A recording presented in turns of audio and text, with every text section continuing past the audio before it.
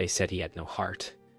But when he saw me in that wedding dress, his hands trembled like a man seeing a ghost he once loved. The chapel was silent, carved from marble and moonlight. I walked down the aisle not as a bride, but as a sacrifice. His cold eyes met mine, and for a heartbeat, I saw fear in them. Why would the most powerful man in the city look at me like that? Why did his gaze flicker with something ancient? Recognition, maybe, or regret? What if the man I was forced to marry wasn't human at all? What if I was the reason he forgot how to love? The vows were spoken in whispers, but every word felt like a blade. Adrian's voice was calm, detached. Yet I saw it again, that flicker in his eyes, like he was remembering something from a dream he shouldn't have. My name trembled on his lips, as though it belonged to someone else long ago. When the kiss came, it wasn't love. It was a command.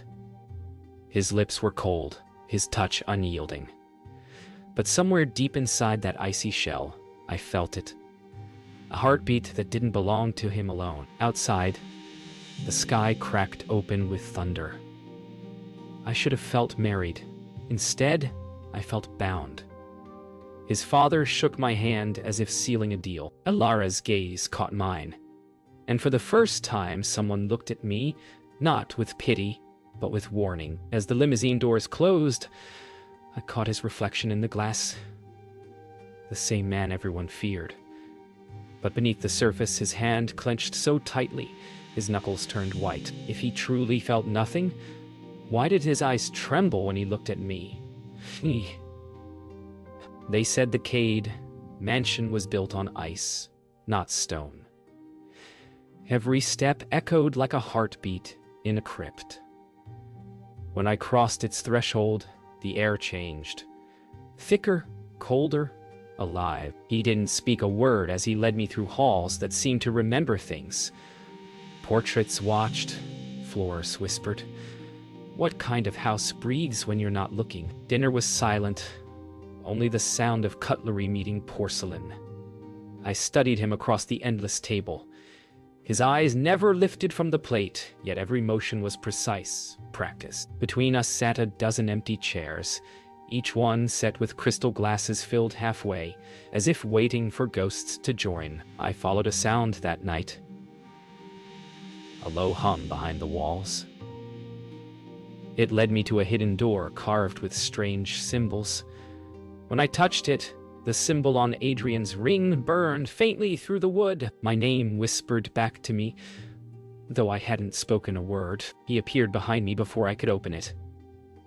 "That room is not for you," he said, voice low, the kind that doesn't need to shout to command. But there was something else hiding behind the words. Fear. Why would a man like him fear a room in his own house? So can you make to me Kane's appeal? That night, I couldn't sleep. The walls pulsed softly, almost breathing. From the balcony, I saw him in the courtyard below, standing alone under the moonlight, his ring glowing like frost. For a moment, I thought he was praying, but when he looked up, his eyes met mine, and the world fell silent again. I woke with pain blooming under my skin, like fire weaving through my veins. When I pulled back the sleeve of my nightgown, I saw it, a symbol, faintly glowing, the same shape as the one carved on his ring. My breath caught. What kind of marriage brand burns from the inside out? I found him in his study, surrounded by shelves of glass and secrets. He didn't look surprised when I showed him the mark, only resigned. "It's begun," he whispered, almost to himself. "The bond doesn't wait for love. It never has." He told me that generations ago, two bloodlines were bound by a curse, one of control, the other of servitude. The mark was the seal. I was the servant's heir, and he, the master's. But his eyes softened when he said it, as if the truth hurt him more than it hurt me. I tried to scrub it off, to claw the light away, but the harder I fought, the brighter it burned. He caught my hand, His touch cooled the fire instantly. For a heartbeat, I saw another world behind his eyes. Ruins, snow, and two figures holding each other beneath a dying sun. Was that us? When I asked him what it meant, he said something that chilled me more than the curse itself. If the mark is on you, it means your heart has chosen mine. Even if your mind hasn't. He walked away before I could answer, leaving me with a truth I didn't want to believe. Elara found me in the East Wing, the one sealed with iron locks. You deserve to know, she said. Her eyes weren't cold like his. They were ancient, tired. She told me this mansion was built on the ruins of another world, a mirror of the place where he and I first broke the sky. And with every life, we're forced to meet again, until one of us chooses to love without fear. She showed me a painting, two lovers in armor, one crowned in ice, the other wrapped in flame. Their faces were ours. You were born to destroy him, Elara said. But fate turned cruel. You fell in love first. The truth felt like fire in my lungs. Love, it seemed, had always been our curse. When I confronted him, he didn't deny it. I don't remember the first time, he said quietly, but every time I touch you, I feel the grief of 1,000 endings.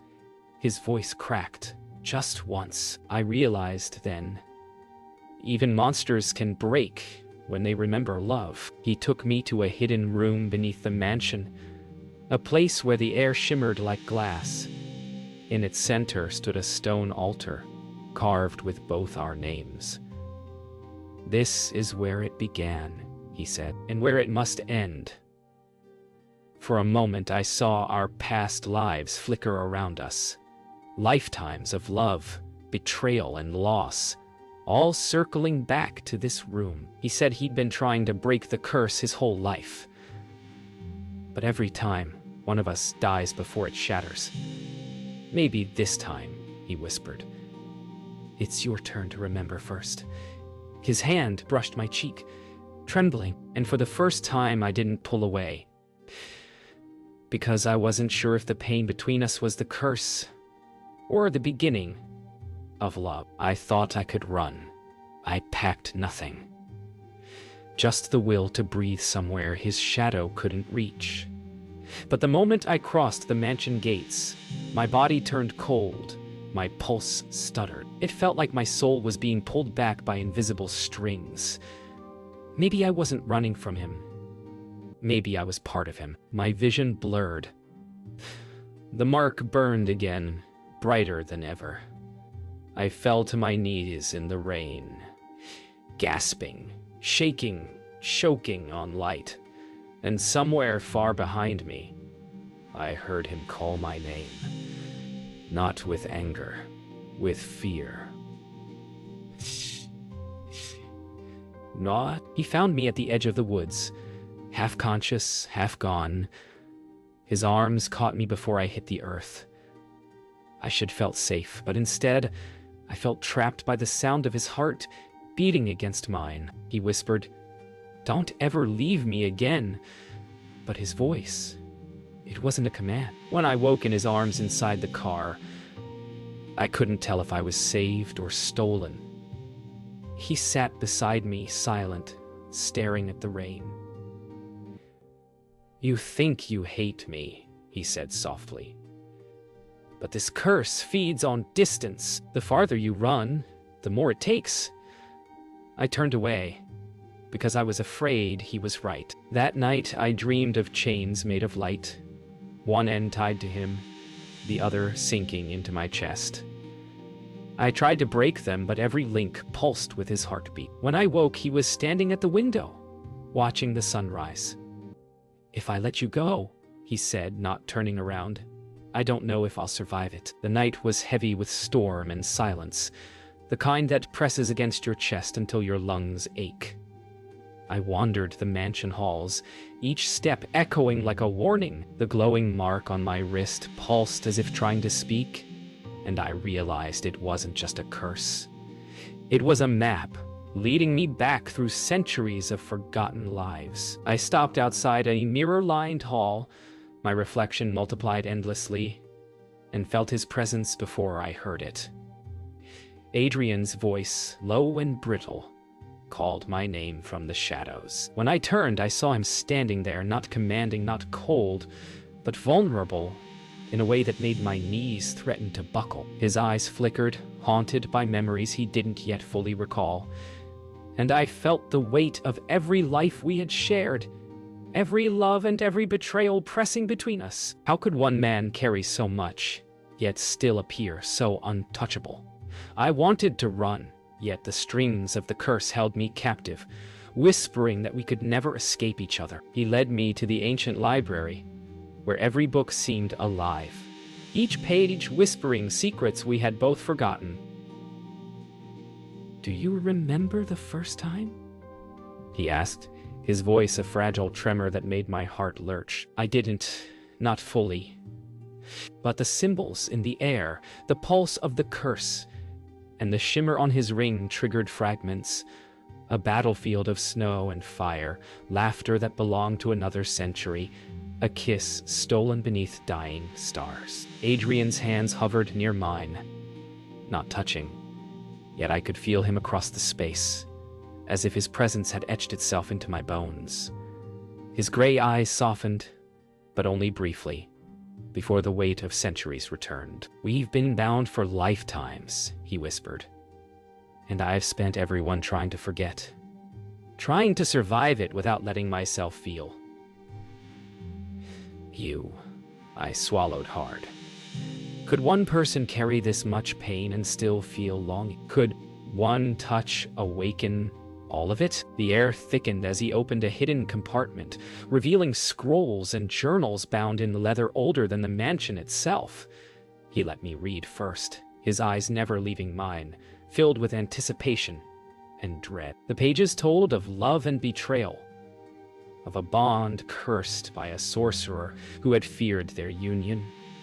A bond meant to be broken only by choice, by surrender, by love so strong it could defy time itself. Tears blurred my vision as I traced the symbols that matched the mark on my wrist, the one carved into his ring, the one that had hunted me through centuries. Adrian's voice broke the silence.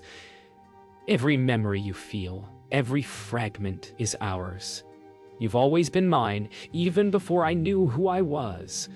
The words were a dagger and a promise. I realized that the line between curse and love had dissolved long ago. We were tethered by something far older than fear, something that pulsed like a heartbeat between us, insistent and undeniable. Then it happened. The first real flash of memory struck him like lightning. He staggered, gripping the edge of the desk, pale, his sharp features trembling. I remember," he whispered, almost choking. Every time I've lost you, every time I feared you would hate me. I wanted to reach for him, but I hesitated. Was this the man before me, or a shadow of a man shaped by centuries of torment? His eyes, those cold, gray eyes that had haunted me since our first meeting, softened into something human, something broken and trembling. He looked at me, really looked, and I saw love tangled with fear, and fear tangled with desire. For the first time, the mansion's walls seemed to breathe alongside us, the curse alive in our very heartbeat. I realized then that we weren't just awakened, we were inevitable. When his hands finally touched mine, it was like igniting a star inside my chest. All the centuries of longing, grief, and restraint collided in that single heartbeat. I felt him, every memory, every loss, every hidden touch, and knew he felt me in return. "I've loved you," he whispered, voice breaking, "even when I couldn't remember your name, even when I tried to let you go." The mansion seemed to exhale, the storm outside quieting, as if acknowledging our awakening. I realized the curse hadn't bound us to misery. It had bound us to each other, and now at last we could choose to fight, to flee, or to finally love without fear. The storm returned that night, but this time it didn't frighten me. It mirrored the tempest in my chest. Adrian stood at the mansion's balcony, the city lights below blurred by rain, the glow from his ring pulsating in rhythm with my mark. "Tonight," he whispered, voice low and trembling, "we end it, one way or another." I took a step toward him, my dress soaked, hair plastered to my skin, yet my heart lifted as though it had been chained for centuries, and finally freed. Memories of every lifetime flashed in my mind. Our first kiss, our battles, our losses. I realized then that the curse had always been waiting for this moment, for us to choose consciously, to choose love over fear, fate over obligation. He turned, gray eyes wide, unguarded, exposing the man I had longed to see behind the CEO's cold mask. Could we survive this choice, or would it finally consume us both? He reached for my hand, and the instant we touched, a pulse of energy tore through the air. Memories merged, centuries of love, grief, and choices condensed into a heartbeat. I saw myself in every past life, standing beside him, smiling, fighting, breaking, and loving. And I saw him cold, broken, and desperate, yet holding on to me like a tether to sanity. "I can't lose you again," he whispered, voice cracking. I knew then that love wasn't a curse. It was the only force strong enough to shatter this centuries-long torment. But the choice wasn't just his, it was ours, together. And the moment we acted, the spell would demand a price. Could we pay it? Could love survive where fate had failed 1,000 times? The mansion shuddered as if acknowledging our decision. I took a step closer, feeling the pulse of the curse merge with my heartbeat. "If we survive this," I whispered, voice trembling, "we survive together." His hands cupped my face, and for a long moment we simply breathed, letting centuries of pain wash through us and fall away. Then he leaned in, and I could feel his warmth, not the cold precision of a CEO, but the man beneath, the one who had loved me before he even knew my name. Lightning split the sky, and in that flash, I saw the truth. The curse wasn't meant to destroy us. It was a test of courage, of love strong enough to defy inevitability. Our hearts aligned, and I knew that whatever the cost, we would face it as one. The mansion trembled violently, floors cracking, runes along the walls igniting in pale blue fire. "Hold me," he commanded, voice urgent. I stepped into his arms, and the pulse between us erupted. A wave of light, memory, and magic engulfing the mansion. I felt the weight of every past life, every death, every loss, collapse into this moment. The curse demanded a sacrifice, but instead of pain, it gave us clarity. The choice was ours. We had survived, endured, remembered, and loved. And in that instant, I realized the truth that had always been whispered in shadows and candlelight. Love is the only force that can defy fate if you dare to surrender fully to it. When the light faded, the mansion was still, quiet, and impossibly warm. We stood together, soaked, trembling, but alive. The marks on our bodies had vanished, leaving only the memory of centuries pressed into our souls. He brushed wet hair from my face, his eyes no longer cold, but full of something raw and unguarded. Love, fear, joy, and awe intertwined. "We made it," he whispered, voice breaking with relief. I smiled, my hands against his chest, feeling the steady rhythm of a heart finally free. The curse had ended, not with death, but with choice, courage, and surrender. And as dawn broke over the city, we finally understood the truth. Some loves are meant to be fought for across lifetimes, and some hearts once found are never lost again.